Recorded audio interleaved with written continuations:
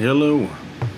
Genghis Khan was a monster, but his existence forced cross-pollination between cultures and their knowledge. Thus, he was integral to the world we have today.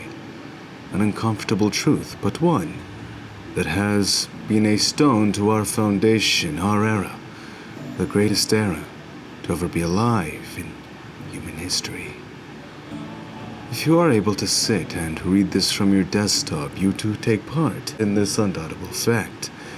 Despite our woes and the suffering evoked by this plane in correlation to our human condition, we are all blessed to be alive today, even if it does not always feel like it. Who can blame us, though? Even if we have survived this point, the fabric of our beings have been etched with torment and misery. Our bodies and minds, anxiety, fear, sadness, and worry, even when poor sanitation no longer consumes our flesh, beasts no longer salivate to our scent, and we may rest with soft pillow, roof over our head.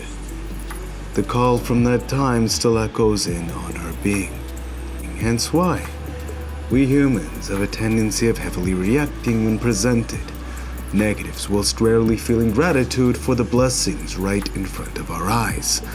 Concern was just a normal part of the human condition. Thus, as harsh as our condition may feel now, in this current era, where you are sitting in your present time, you have every reason to feel grateful. Because in truth, times were much harsher, and much of our suffering is an illusion in comparison to the time from which we originate.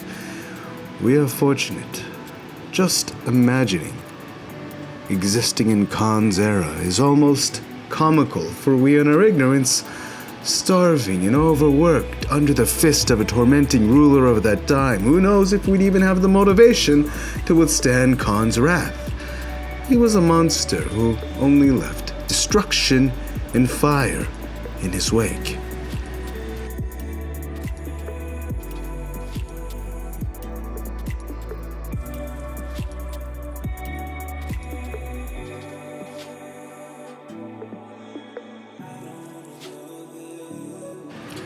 An action committed in anger is an action destined to fail. He was a monster, but what made him terrifying was not his unquenchable thirst to conquer.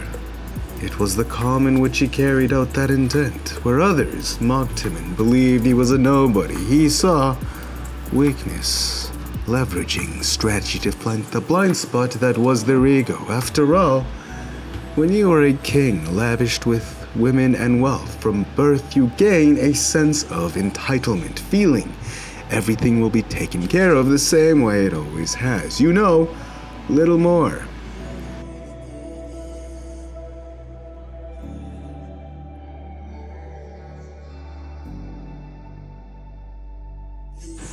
Genghis Khan.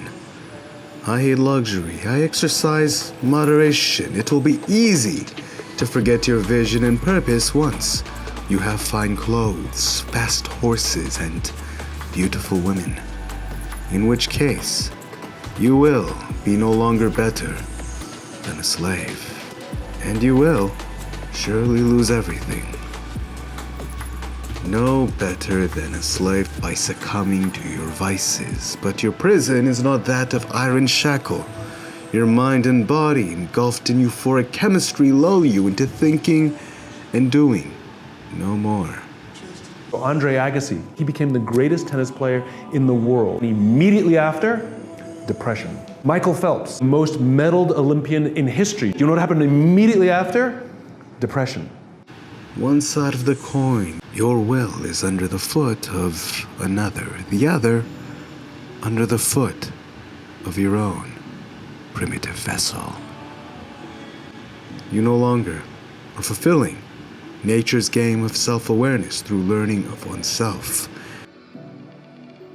Genghis Khan may have been a monster, but he knew what he was doing, and he understood the human condition through himself. Armed with self-awareness, he struck where his enemies were not aware, seizing all they were for himself.